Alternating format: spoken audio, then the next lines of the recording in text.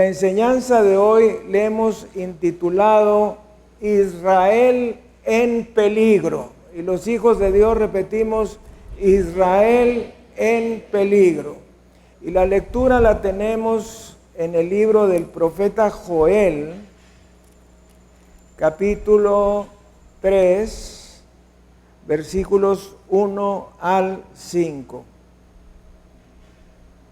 Porque he aquí que en aquellos días y en aquel tiempo en que haré volver la cautividad de Judá y de Jerusalén, reuniré a todas las naciones y las haré descender al valle de Josafat, y allí entraré en juicio con ellas a causa de mi pueblo y de Israel mi heredad, a quienes ellas esparcieron entre las naciones y repartieron mi tierra. Y echaron suertes sobre mi pueblo y dieron los niños por una ramera y vendieron las niñas por vino para beber. Y también, ¿qué tengo yo con vosotras, Tiro y Sidón, y todo el territorio de Filistea? ¿Queréis vengaros de mí? Y si de mí os vengáis, bien pronto haré yo recaer la paga sobre vuestra cabeza. Porque habéis llevado mi plata y mi oro, y mis cosas preciosas y hermosas metisteis en vuestros templos. El día de antier, viernes, día 6 de septiembre 2019, los judíos lanzaron 2 cohetes a la frontera con Irán. Israel está en un gran peligro. Irán amenaza eliminar a Israel del mapa con sus armas nucleares. Los 2 ejércitos de ese país, los cuales ya están listos y armados, son Hamás y Hezbollah. Y ambos acampan en las fronteras de Israel, en Gaza y Líbano, y están listos para atacar. Fuentes de inteligencia dicen que Hamás y Hezbollah tienen 42,000 cohetes de largo y corto alcance, listos para ser enviados contra Israel en cualquier momento. La palabra del Señor nos dice que Israel no es como cualquiera otra nación, sino que Israel no fue creada por una resolución de la Organización de las Naciones Unidas en 1948, sino que los límites de Israel fueron marcados por Dios Todopoderoso. Y esto lo vamos a ver en las Escrituras. De hecho, nos dice el Señor en el Salmo 24, versículo 1, de Jehová es la tierra y su plenitud, el mundo y los que en él habitan. Aún a pesar de que nosotros no quisiéramos aceptar que el dueño de esa tierra es Dios, pues tenemos que aceptar la palabra que dice que Dios es el dueño de absolutamente todo, de todo el universo, incluyendo nuestro pequeño planeta azul. Y nos dice el libro del Génesis en el capítulo 17, versículos 7 y 8. Muy importante.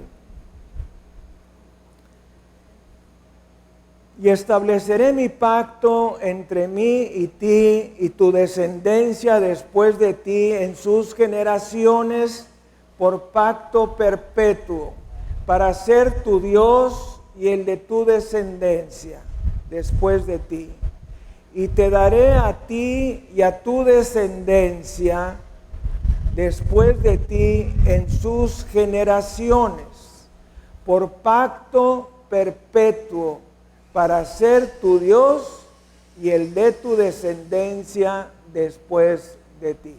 Cuando nosotros leemos las Escrituras, tenemos que dictaminar si la Escritura que estamos leyendo es exclusivamente para el pueblo de Israel o incluye a los creyentes de todos los tiempos.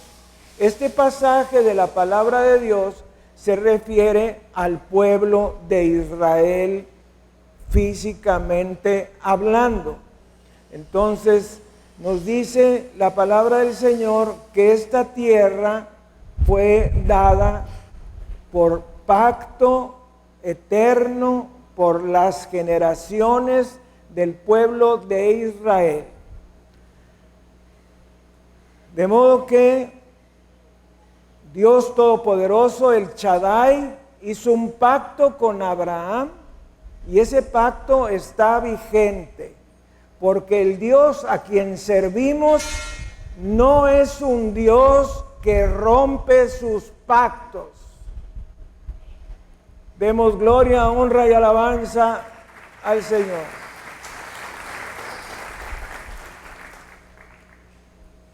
Dios ha hecho un pacto con nosotros cuando recibimos al Señor Jesucristo, y generalmente uno no le dice a las personas a las que les estás compartiendo el plan de salvación que van a entrar en una relación de pacto con Dios, pero la realidad es que es así. En el momento mismo que tú recibes a Jesucristo como tu Salvador y Señor, estás haciendo un pacto con Dios. Y ese pacto es un pacto indestructible. No se destruye, no se daña, no se separa, no nada. Como nosotros estamos acostumbrados a romper todos los pactos que hacemos, a veces creemos que Dios es igual que nosotros, pero no. Dios, gracias a Él, es diferente. Y si Él hace un pacto, ese pacto se conserva para siempre. De modo que el verdadero Israel, que es mucho más de lo que nosotros vemos en un mapa, si tú vas a un mapa mundi o a un mapa grande y buscas Israel, está de este tamaño, porque es los límites de la tierra que fijó la ONU. El real Israel es muchísimo más grande, es todo lo que era el Canaán. De modo que Dios creó las fronteras de Israel y lo escribió en la Biblia. Dios fue el que decidió en qué lugar habrían de vivir. La Biblia nos dice en Zacarías 2, versículo 8, porque así ha dicho Jehová de los ejércitos, tras la gloria me enviará Él a las naciones que os despojaron, porque el que os toca, toca la niña de su ojo. ¿Saben qué es la niña del ojo? Es la pupila. El que daña a Israel está tocando la pupila de Dios. El que trata de destruirla, el que trata de afectarla, el que trata de oprimirla, es como si le metieran el dedo entre los párpados tratando de picar la pupila. Nos dice Abdías en el capítulo 1. Ahora vamos a leer algunos versículos que quizás tú nunca has leído. Versículo 15, porque cercano está el día de Jehová sobre todas las naciones. Como tú hiciste, se hará contigo. Tu recompensa volverá sobre tu cabeza. Esto quiere decir que lo que tú le hagas a Israel, Dios te lo hace a ti. Si una nación trata de dañar a Israel, ese daño le viene a esa nación. Eso es lo que nos dice el profeta Abdías. Y vamos a ver varios ejemplos de cómo es real esta situación. Lo primero que vamos a ver es la historia del faraón. Algunos recordarán que José, después de todo su proceso en que Dios lo fue preparando, llegó a ser el primer ministro de Egipto. Y era la mano derecha de Faraón. Y era el que realmente se encargaba de todas las cosas. Tenía el control. Pero pasaron los años y un día murió José.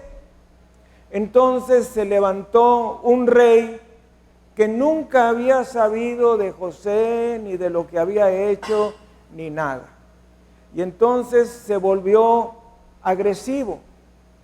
Nos dice la palabra del Señor en el libro del Éxodo, en el capítulo 1, versículos 6 al 10.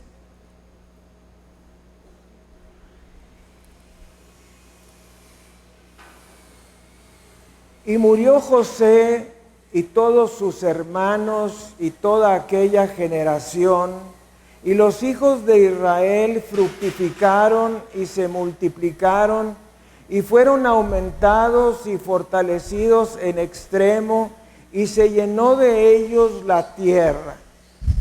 Entre tanto se levantó sobre Egipto un nuevo rey que no conocía a José, y dijo a su pueblo: he aquí, el pueblo de los hijos de Israel es mayor y más fuerte que nosotros. Ahora pues, seamos sabios para con él, para que no se multiplique. Y acontezca que viniendo guerra, él también se una a nuestros enemigos y pelee contra nosotros y se vaya de la tierra.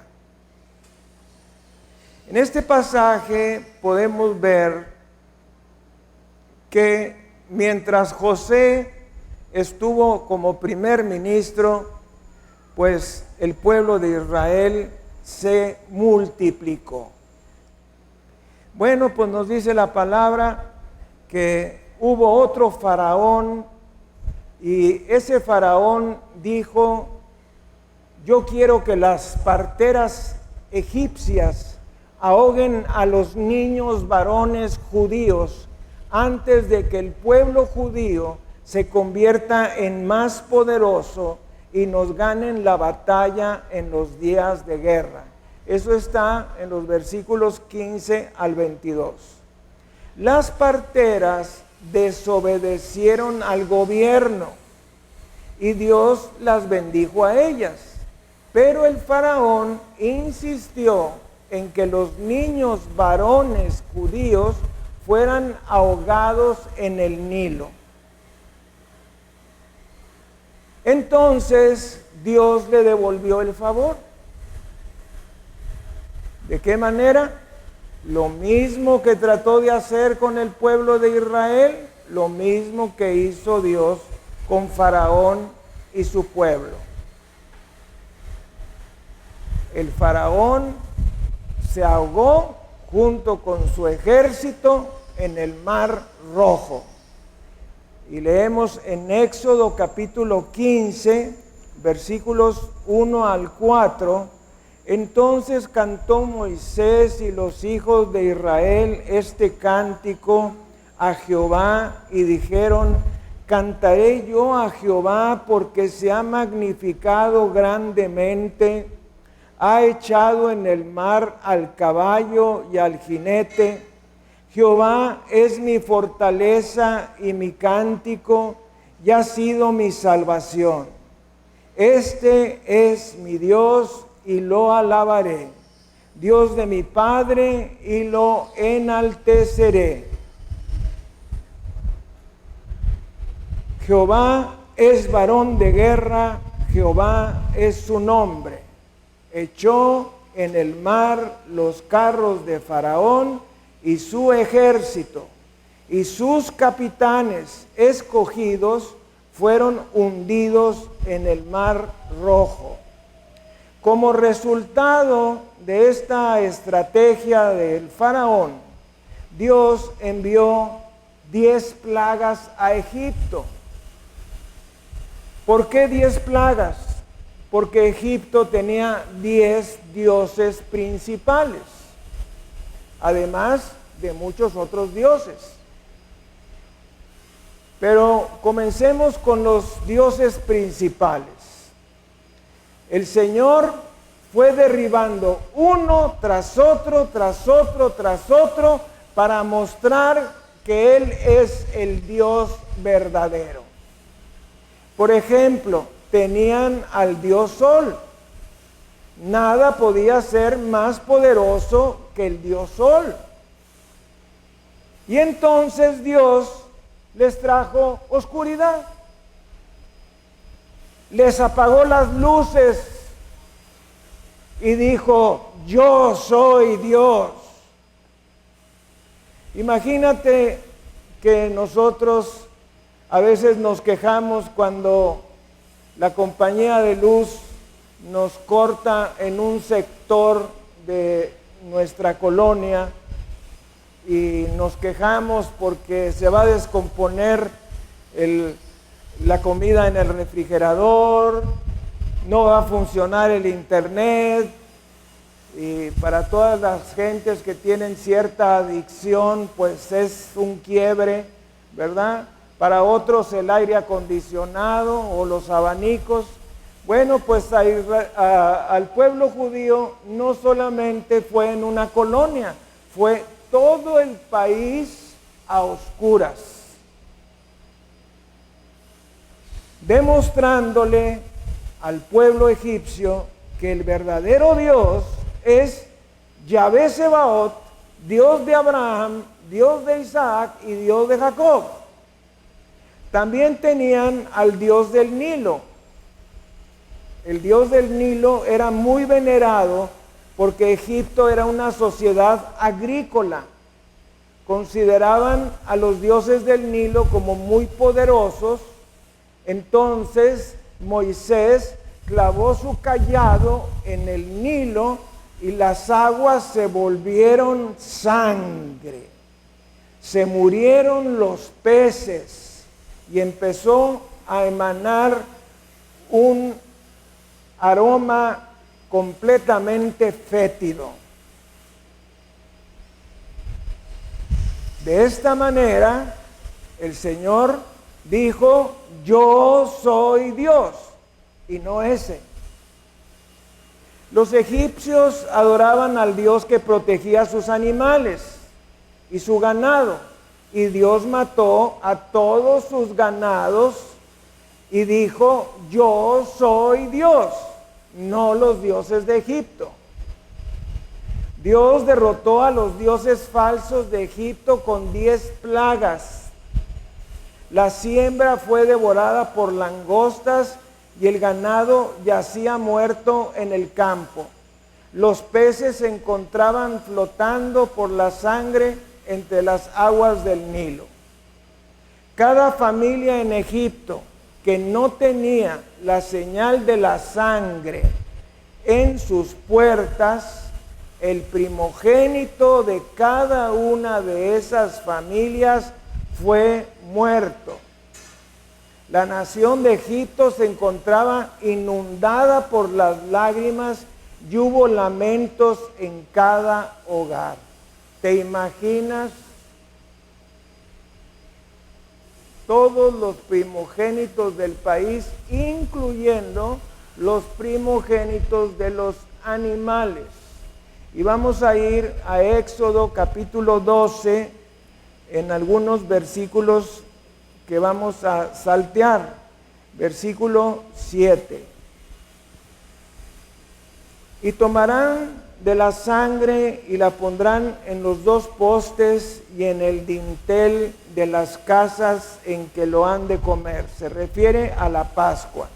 Versículo 12. Pues yo pasaré aquella noche por la tierra de Egipto y heriré a todo primogénito en la tierra de Egipto, así de los hombres como de las bestias. Y ejecutaré mis juicios en todos los dioses de Egipto. Yo, Jehová. Versículo 13.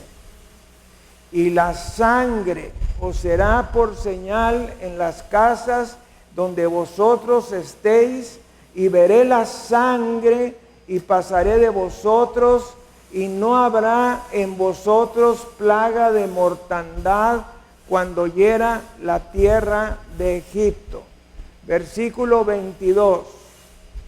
Y tomad un manojo de hisopo y mojadlo en la sangre que estará en un lebrillo, y untad el dintel y los 2 postes con la sangre que estará en el lebrillo, y ninguno de vosotros salga de las puertas de su casa hasta la mañana. Versículo 23. Porque Jehová pasará hiriendo a los egipcios, y cuando vea la sangre en el dintel y en los 2 postes, pasará Jehová aquella puerta y no dejará entrar al heridor en vuestras casas para herir. Versículo 29. Y aconteció que a la medianoche Jehová hirió a todo primogénito en la tierra de Egipto, desde el primogénito de Faraón, que se sentaba sobre su trono, hasta el primogénito del cautivo que estaba en la cárcel, y todo primogénito de los animales.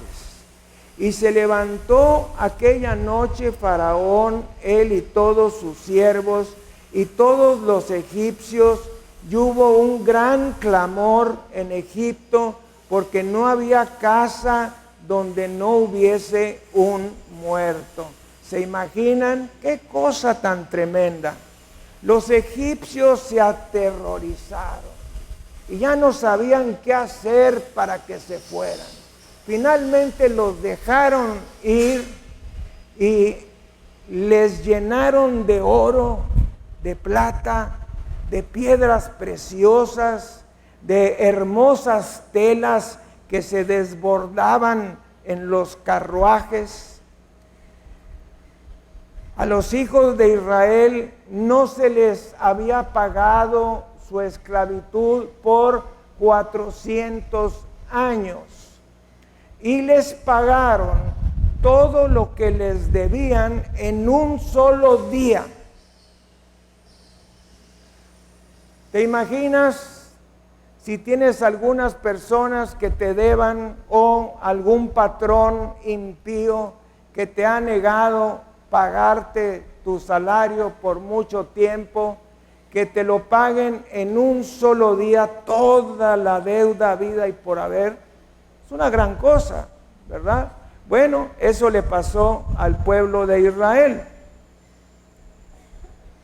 Si alguna vez te ha sido negado el sueldo que te pertenece por gente que es impía, Dios te va a reponer todo lo que has perdido 7 veces, porque estás inscrito entre los justos y los impíos no van a prosperar, pero tú sí.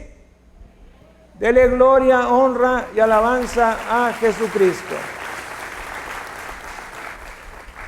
Vamos a ir a Lucas 10, versículo 20, y vamos a leer alrededor. Nos dice, voy a leer desde el 17. Volvieron los 70 con gozo, diciendo, Señor, aún los demonios se nos sujetan en tu nombre. Y él les dijo, yo veía a Satanás caer del cielo como un rayo. He aquí os doy potestad de pisar serpientes y escorpiones, esto es el símbolo del diablo, y sobre toda fuerza del enemigo, y nada os dañará. Pero no os regocijéis de que los espíritus se os sujetan, sino regocijaos de que vuestros nombres están escritos en los cielos. Demos gloria, honra y alabanza al Cordero. Si tú has hecho a Jesucristo tu Salvador y tu Señor, tu nombre está inscrito en un libro que se llama el libro de la vida del Cordero. Y vamos a ir al Apocalipsis nada más para redondear este asunto del número. Y nos dice Apocalipsis capítulo 20, versículos 14 y 15. Y la muerte y el Hades fueron lanzados al lago de fuego. Esta es la muerte segunda. Y el que no se halló inscrito en el libro de la vida fue lanzado al lago de fuego. Yo quiero preguntarte, ¿tu nombre está inscrito en el libro de la vida? Si tú solamente has hecho una oración para recibir a Cristo como tu Salvador, eso lo puede hacer cualquiera. Pero debiste haber agregado aceptar a Jesucristo como tu Señor. No solo como tu Salvador, en que el mínimo sentido común nos lleva a creer lo que dice la palabra, de que Jesucristo es el único camino, la verdad y la vida, y de que no hay otro nombre bajo el cielo por el cual los hombres podamos ser salvos, más que el nombre de Jesucristo. Eso lo entiende cualquiera, y cualquiera pudiera hacer esa oración. Pero la verdadera oración es aquella oración que incluye someterte bajo el señorío de Jesucristo. Esto es, que aceptas a Jesucristo como tu Salvador, pero también como tu Señor, el que controla tu vida, el que te guía, el que te enseña, el que te dirige. Dios va a tener un día de pago para el justo y también para el injusto. Veamos el ejemplo de los amalecitas. Los amalecitas, que son los descendientes directos de Esaú, hermano de Jacob, ellos tuvieron un desacuerdo respecto a unos frijoles. ¿Se imaginan que la guerra mundial que nos amenaza ya había comenzado hace miles de años atrás entre dos hermanos por causa de unos frijoles? Mediten eso. Es increíble por lo que uno se puede pelear. Los amalecitas, descendientes de Esaú, atacaron a Israel inmediatamente después de salir del Mar Rojo. Y una nación de esclavos, que era el pueblo judío, instantáneamente tuvieron que convertirse en guerreros. Cuando Moisés levantaba sus manos, Israel ganaba. Cuando Moisés bajaba las manos, Israel perdía. De hecho, hubo un momento en que Moisés tuvo que ser ayudado por Josué y Caleb para sostenerle las dos manos para que el pueblo siguiera ganando, porque cuando bajaba las manos perdían esa batalla. En este hecho hay una enseñanza. Cuando te encuentres en problemas y levantes tus manos a Dios y le pidas una respuesta, la victoria será tuya, sin importar las circunstancias. Y cuando bajes tus manos, tus enemigos te vencerán. De modo que manténlas en alto. Dios está en su trono. La victoria ya viene, porque Él es el gran yo soy y nunca te abandonará. Demos gloria y honra y alabanza en la casa de Dios.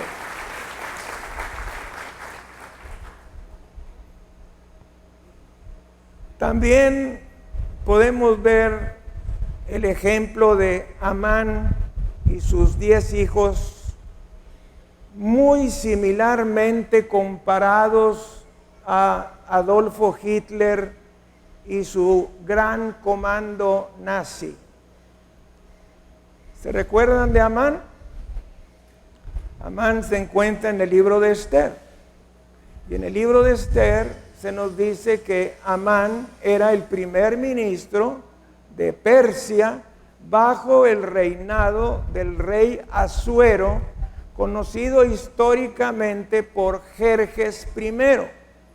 Y entonces este hombre le tenía una mala actitud hacia el pueblo judío. Él era un persa y aborrecía a los judíos. Entonces les inventó por ahí alguna cosa y los judíos tenían un interlocutor, un emisario que trataba sus asuntos delante del faraón. Él se llamaba Mardoqueo. Cuando Mardoqueo se entera de que había una orden del rey a través de Hamán para destruir al pueblo de Israel, inmediatamente busca a la reina Esther, que ella era una reina judía. Se acerca a ella y le dice: esto y esto va a hacer Hamán por instrucciones del rey Asuero, tu esposo. Te pido que vayas con tu esposo y consigas que esa ley se corte, se acabe. Entonces la palabra del Señor nos dice que Esther le dijo a Mardoqueo: es que si yo voy con mi esposo sin ser llamada, corro el riesgo de ser decapitada, porque nadie puede presentarse delante del rey sin que él lo haya avisado. Entonces, pues la palabra de Dios nos dice que Esther fue a hablar con su marido Asuero y le explicó lo que estaba ocurriendo, y eso cambió el curso de la historia. Fíjense que algunas veces Dios escoge a una mujer para hacer una obra grande. A veces Dios escoge a una mujer para hacer algo grande. Y Dios escogió a Esther, que era la esposa del rey Asuero. Entonces, nos dice la palabra del Señor que el rey le preguntó: ¿y quién es el que ha dado la orden de matar a los 10 capitanes de las tribus de Israel? Y entonces la reina le dijo: pues es este Hamán. Y entonces el rey Asuero le dijo: Hamán, que lo cuelguen. Y entonces lo llevaron y lo colgaron. Pasó el tiempo y entonces Esther fue con el rey Asuero de nuevo y le dijo: nada más que Hamán tiene 10 hijos que nos van a perseguir. Y entonces el rey le dijo: bueno, cuélgalos de los mismos postes donde iban a colgar a los judíos. Lo que tú tratas de hacerle al pueblo de Israel, Dios te lo hace a ti. Y nos dice la palabra en el libro de Esther, en el capítulo 7, versículos 5 al 10. Respondió el rey Asuero y dijo a la reina Esther: ¿quién es y dónde está el que ha ensoberbecido su corazón para hacer esto? Esther dijo: el enemigo y adversario es este malvado Amán. Entonces se turbó Amán delante del rey y de la reina. Luego el rey se levantó del banquete encendido en ira y se fue al huerto del palacio. Y se quedó Amán para suplicarle a la reina Esther por su vida, porque vio que estaba resuelto para él el mal de parte del rey.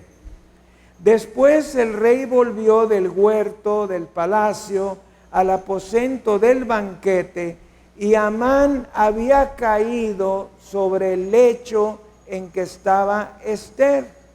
Entonces dijo el rey: ¿querrás también violar a la reina en mi propia casa? Al proferir el rey esta palabra, le cubrieron el rostro a Amán. Y dijo Arbona, uno de los eunucos que servían al rey: he aquí en casa de Amán la horca de 50 codos de altura que hizo Amán para Mardoqueo, el cual había hablado bien por el rey. Entonces el rey dijo: colgadlo en ella. Así colgaron a Amán en la horca que él había hecho preparar para Mardoqueo, y se apaciguó la ira del rey. Ahora vamos al capítulo 9, versículos 13 y 14. Y respondió Esther: si le place al rey, que así lo dijeran muchas esposas y conseguirían muchas cosas de parte de sus maridos. De hecho, en un tiempo decía yo, como dijo la reina Esther, en el capítulo 5, versículo 4, si le place al rey, entonces se dirigía a él con mucha caravana. Y dice estos dos versículos: si le place al rey, concédase también mañana a los judíos en Susa, que era la capital del imperio, que hagan conforme a la ley de hoy, y que cuelguen en la horca a los 10 hijos de Amán. Y mandó el rey que se hiciese así.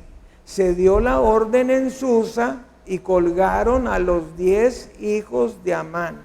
Y los judíos que estaban en Susa se juntaron también el 14 del mes de Adar y mataron en Susa a 300 hombres, pero no tocaron sus bienes.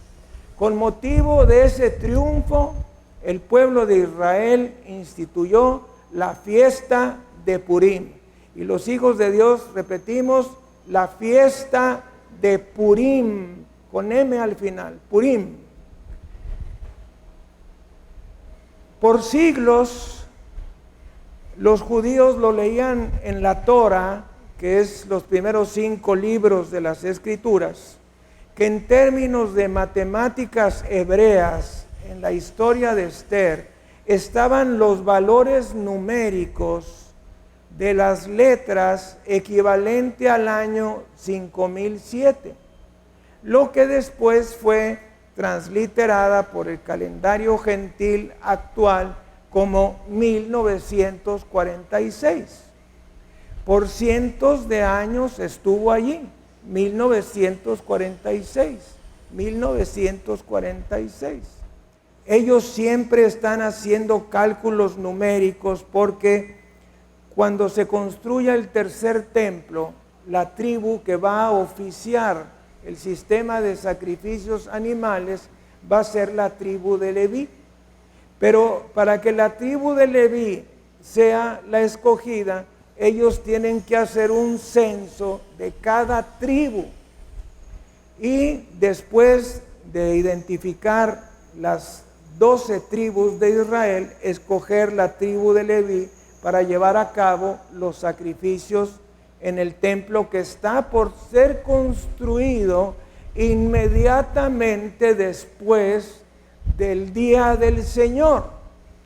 ¿Cuál es el día del Señor? El primer día de la tribulación, es decir, de ese periodo de juicio que Dios tiene para el mundo. Ese periodo de juicio que Dios tiene para el mundo no nos alcanza a nosotros, porque todos los que hemos recibido a Jesucristo como Salvador y Señor, nos vamos a ir antes en el rapto de la iglesia. Dele gloria, honra y alabanza a Jesucristo. ¿Por qué es tan importante el año 1946? Bueno, Hitler fue derrotado y 11 de sus comandantes más altos estaban en juicio en la ciudad de Nuremberg, Alemania. Por supuesto, todos fueron hallados culpables.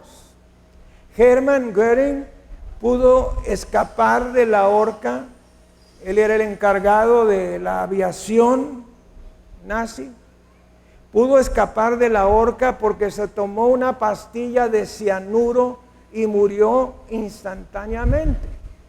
Entonces, Hitler tenía ahora 10 hijos nazis, la semilla espiritual de Amán, del Antiguo Testamento. Y esos 10 fueron colgados exactamente el día de la fiesta de Purim. Su juicio fue retrasado, pospuesto, pero fue en ese día que Göring se envenenó y la gente dijo: vamos y colguémoslos antes de que otro también se suicide. Y fíjese usted, fue exactamente en la fiesta de Purim. De modo que para el pueblo de Israel la fiesta de Purim es muy importante por los dos hechos: por la derrota de Amán y sus secuaces que trataban de matar al pueblo hebreo, sin el cual el Señor Jesucristo no hubiera podido venir, porque el Señor Jesucristo es descendiente de David. Y si hubieran matado a los judíos allí en Persia, pues se hubiera acabado la semilla física para que el Señor Jesucristo naciera. Entonces, ellos festejan la fiesta de Purim tanto por la victoria sobre Amán como por la victoria sobre la élite de los generales más importantes de la dictadura nazi. El último en ser colgado, cuando le pusieron la soga al cuello, gritó: ¡Purim 1946! y murió. Esto no se le debe olvidar a nadie, porque eso ocurrió en Purim 1946.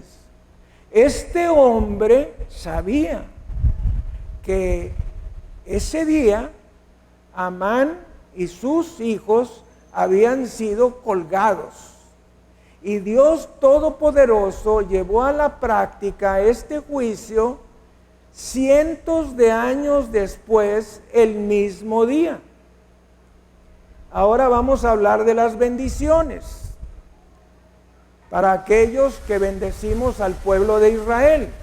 Nos dice Génesis 12, versículo 3, muy importante este versículo. bendeciré a los que te bendijeren y a los que te maldijeren maldeciré, y serán benditas en ti todas las familias de la tierra.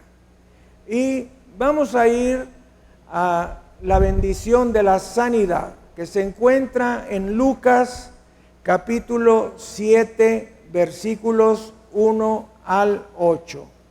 Después que hubo terminado todas sus palabras al pueblo que le oía, entró en Capernaum, y el siervo de un centurión, a quien éste quería mucho, estaba enfermo y a punto de morir. Cuando el centurión oyó hablar de Jesús, le envió unos ancianos de los judíos, rogándole que viniese y sanase a su siervo.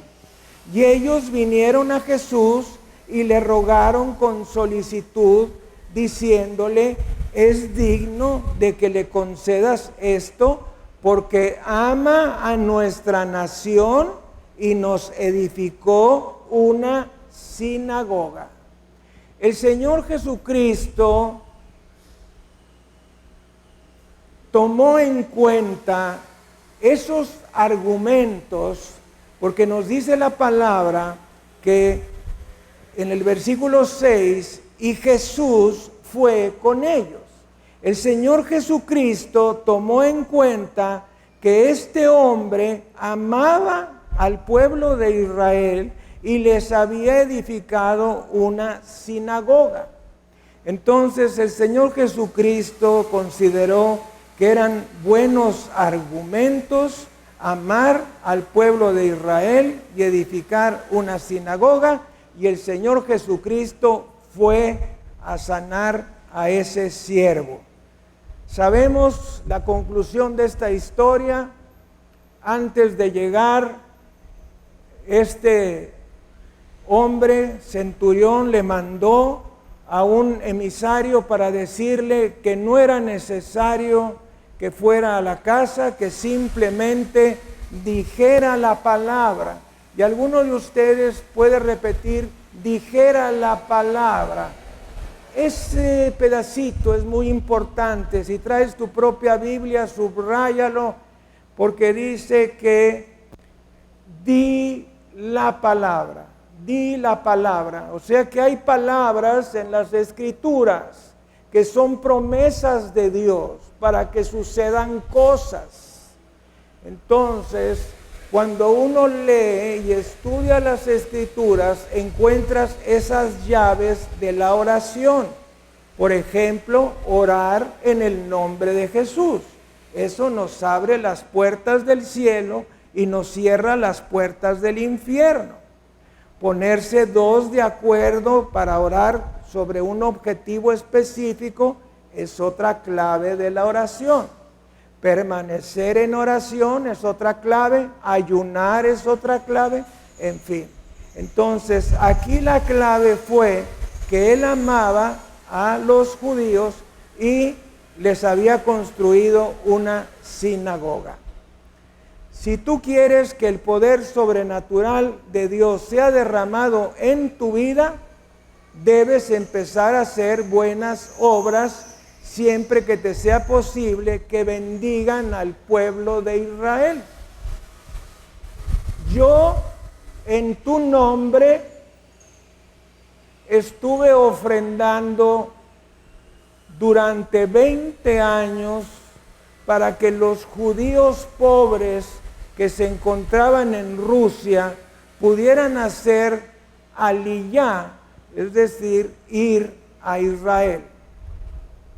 Y creo que nuestra iglesia ha recibido favores y bendiciones como resultado de nuestras ofrendas que han sido de bendición al pueblo de Israel. Entre ellas, 3 resurrecciones mías. Así es que el Señor no es deudor de nadie. También vemos en la palabra de Dios otro caso, que es la bendición de la salvación en la casa de Cornelio.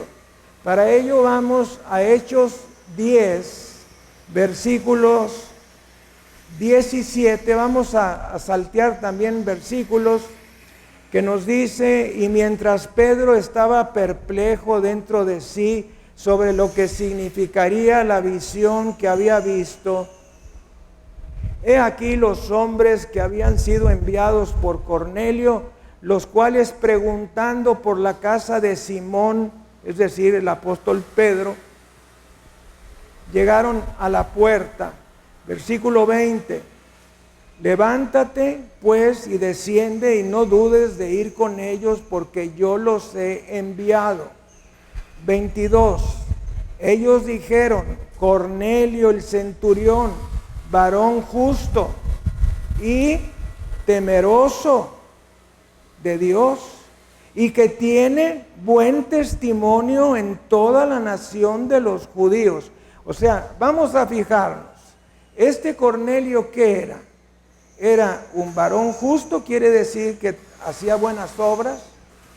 Era temeroso de Dios, era un hombre que consideraba a Dios sobre todas las cosas.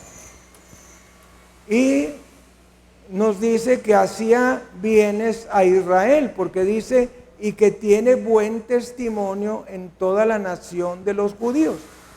Ha recibido instrucciones de un santo ángel de hacerte venir a su casa para oír tus palabras. Aquí quiero hacer una aclaración. Todo lo que era Cornelio no le dio la salvación de su alma, pero le hizo que Dios enviara un ángel para que en visión le dijera que fuera a buscar a Pedro para que le compartiera el evangelio. ¿Me va siguiendo? O sea que Cornelio no se salvó por sus buenas obras. Cornelio se salvó porque Dios mandó un ángel que le hablara a Pedro para que Pedro le diera el evangelio a Cornelio y para que Cornelio fuera salvo, igualito que nosotros. Versículo 28. Y les dijo: vosotros sabéis cuán abominable es para un varón judío juntarse o acercarse a un extranjero. Pero a mí me ha mostrado Dios que a ningún hombre llame común o inmundo. Versículo 31. Y dijo Cornelio: tu oración ha sido oída. Y subraye lo que dice a continuación: y tus ofrendas han sido recordadas delante de Dios. Debes saber que cuando oramos hay argumentos que nosotros podemos utilizar para que Dios nos responda nuestra oración. Como dijimos, orar por la paz de Israel, ofrendar para Israel, pero también ofrendar en la iglesia para el Señor, porque Pedro le dijo a Cornelio: Cornelio, tu oración ha sido oída y tus limosnas han sido recordadas delante de Dios. Versículo 33. Así que luego envié por ti y tú has hecho bien en venir. Ahora pues todos nosotros, me impacta mucho este versículo. Ahora pues todos nosotros estamos aquí.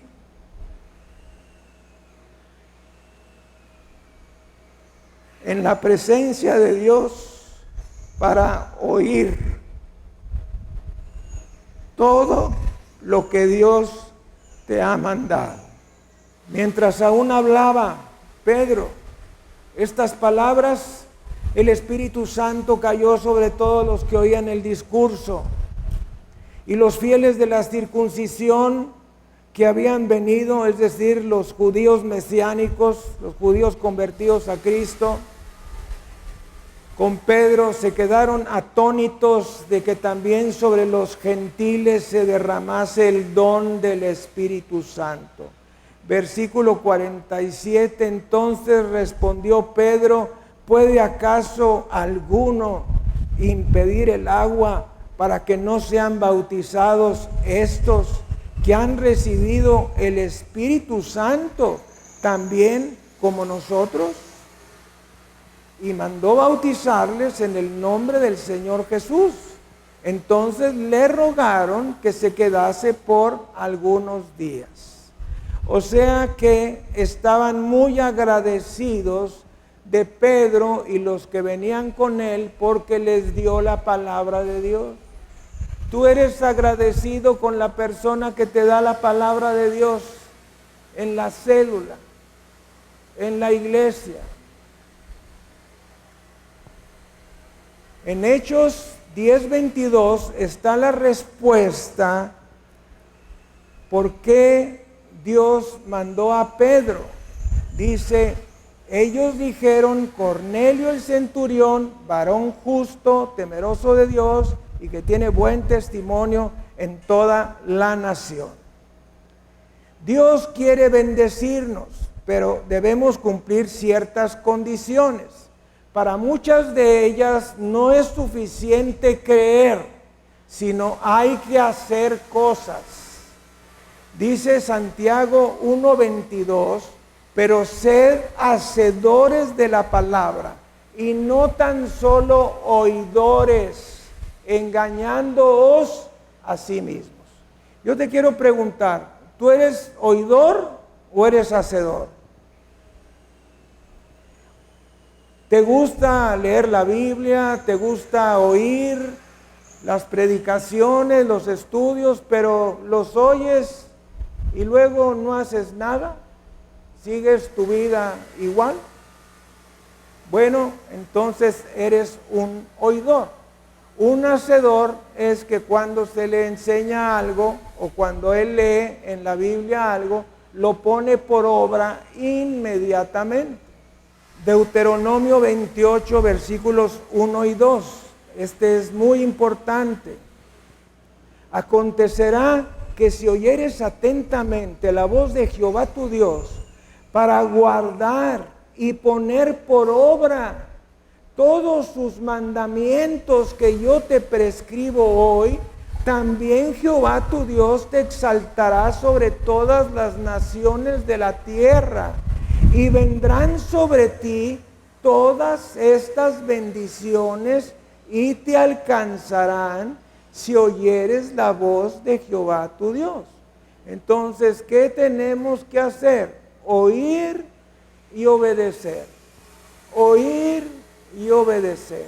Y entonces las bendiciones de Dios no las vamos a buscar, sino que las bendiciones de Dios vienen detrás de nosotros, tratando de alcanzarnos. Bueno, para mí eso es maravilloso. También nos acordamos de aquel joven rico que creía que Jesús era el Mesías, el Cristo. Es más, quería ser parte de los 12 apóstoles. Y Jesús le dijo: vende todo lo que tienes y dáselo a los pobres. El Evangelio nos dice que él no quiso obedecer, se fue. El joven creía en Jesucristo, pero no quería obedecer. Los demonios creen en Dios, solo que no lo obedecen. Por ahí nos dice la palabra eso. Vamos a leerlo. Santiago 2:19. ¿Tú crees que Dios es uno? Bien haces. También los demonios creen y tiemblan. ¿Qué es lo que hace la diferencia? Dice el Señor Jesucristo en el capítulo 14 de San Juan: ¿creéis en Dios? Creed también en mí. En la casa de mi Padre muchas moradas hay. Señor está preparándonos una recámara desde hace 2000 años. Muchos cristianos van a la iglesia y levantan sus manos para adorar, pero salen desobedeciendo a Dios, lo que Él dice en su palabra. Mateo 25:40 nos dice algo que tendrá lugar en el juicio de las naciones cuando el Señor Jesucristo venga en su segunda venida después de la tribulación. Mateo 25:40. Y respondiendo el rey les dirá: de cierto os digo que en cuanto lo hicisteis a uno de estos mis hermanos más pequeños. ¿Sí sabe cuáles son los hermanos más pequeños? Los judíos. Por cuanto lo hiciste a uno de estos mis hermanos más pequeños, a mí lo hiciste. Versículo 46. E irán estos al castigo eterno y los justos a la vida eterna.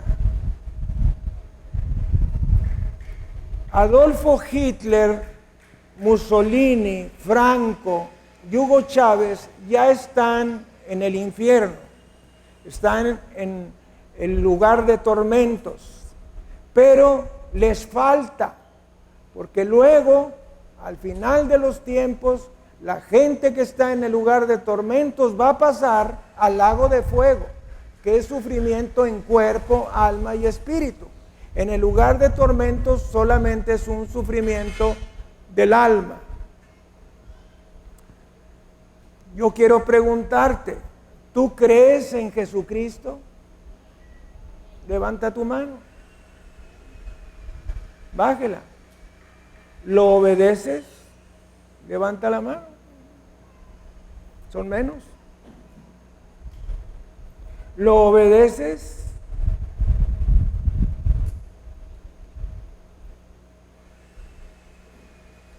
Si no lo obedeces, pues eres un oidor olvidadizo, como dice ahí Santiago 1:22.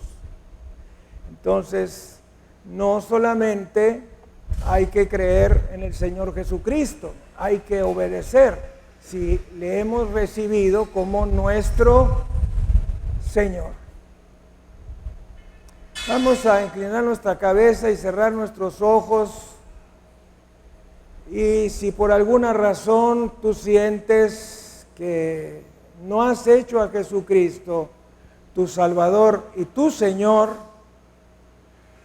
voy a orar, no sin antes decirte que la palabra de Dios dice que no hay justo ni aun uno, todos pecaron y están destituidos de la gloria de Dios. El pecado nos separa de Dios y hay un castigo, y el que no se halló inscrito en el libro de la vida fue lanzado al lago de fuego. La salvación no es por obras, porque dice Gálatas, Efesios, por gracia sois salvos por medio de la fe, y esto no de vosotros, sino es un don de Dios, no por obras, para que nadie se gloríe. Y nos dice la palabra: porque de tal manera amó Dios al mundo, que ha dado a su Hijo unigénito, para que todo aquel que en Él cree no se pierda, mas tenga vida eterna. Entonces, ¿quisieras hacer a Jesucristo tu Salvador y también tu Señor? ¿Deseas obligarte a obedecer lo que lees y lo que oyes respecto a la palabra? Si eres sincero, ora junto conmigo. Si estás arrepentido, ora junto conmigo. Dios Todopoderoso, he sido un oidor de tu palabra, pero no he sido hacedor de ella. Me he conformado con recibir a Jesucristo como mi Salvador. pero hoy quiero cerciorarme de recibirle como mi Señor. Y te pido, Padre Celestial, que me laves con la sangre bendita de Jesucristo. Me arrepiento de mis pecados desde que tengo conciencia y estoy dispuesto a abandonarlos. Lávame con la sangre de Jesucristo y déjame limpio. Y con tu gracia te prometo obedecer tu palabra.